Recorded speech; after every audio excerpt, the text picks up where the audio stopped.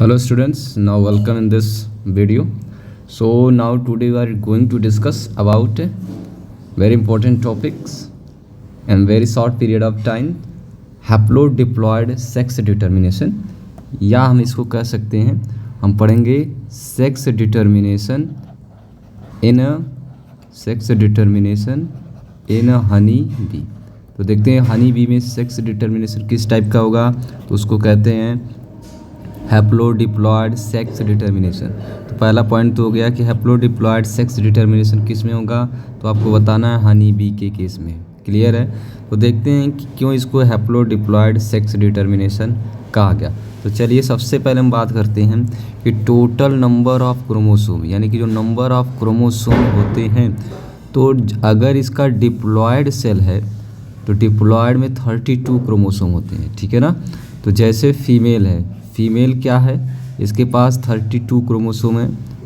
इसमें क्या होता है, जब मियोसिस होता है तो अल्टीमेट 4 गैमीट्स बनते हैं। ठीक है, इस तरह के 4 गैमीट्स बन गए और चारों गैमीट में हैप्लॉयड नंबर ऑफ क्रोमोसोम चले गए। ठीक है, सब में 16 नंबर ऑफ क्रोमोसोम आ गए।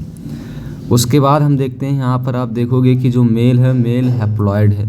अभी हम बात करेंगे मेल क्यों हैप्लॉयड होता है। तो सपोज करिए कि मेल हैप्लॉयड है, तो इसमें नंबर ऑफ क्रोमोसोम टोटल कितने होंगे, 16 होंगे।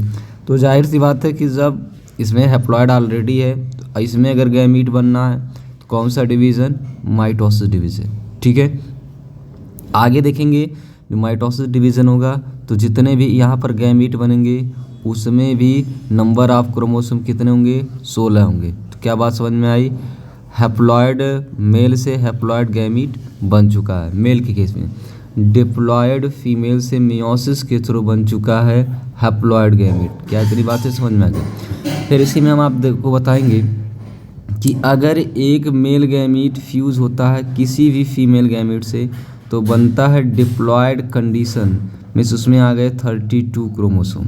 ठीक है, अब ये डिप्लॉयड या फर्टिलाइज एग हम कह सकते हैं, जो ये डिप्लॉयड कंडीशन बनाया है, ये आगे चल कर के या तो फीमेल वर्कर बनाएगा या तो क्वीन बनाएगा।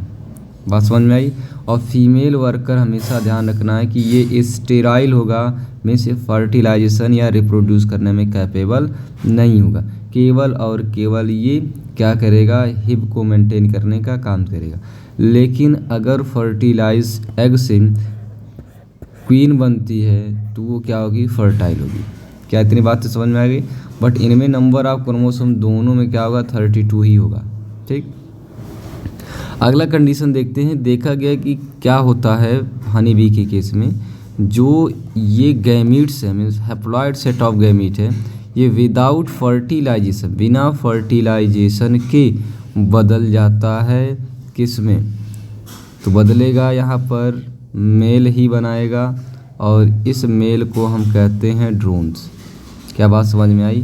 यानी कि अगर सिंपल तरीके से हम बताएं तो जो मेल गैमीट है, सपोज करो ये हमने कहा ये मेल गैमीट, और इस मेल गैमीट से बना क्या, मेल इंडिविजुअल, लेकिन यहाँ पर फर्टिलाइजेशन ना हो, विदाउट फर्टिलाइजेशन। तो विदाउट फर्टिलाइजेशन बना ये मेल और इसमें नंबर ऑफ क्रोमोसोम 16, मीन्स क्या होगा, हैप्लॉयड।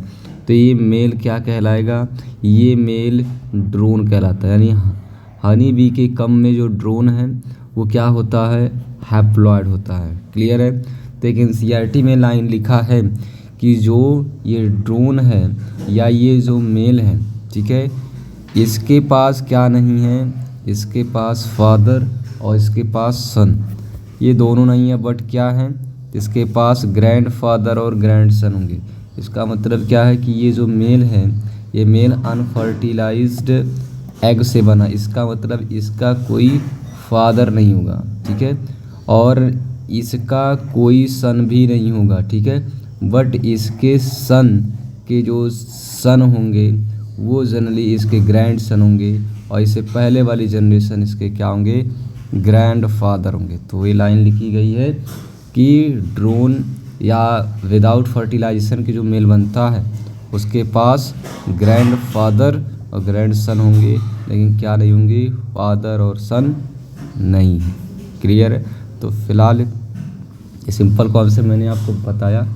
अगले वीडियो मिलते हैं नेक्स्ट टॉपिक को लेकर। Okay, thank you all.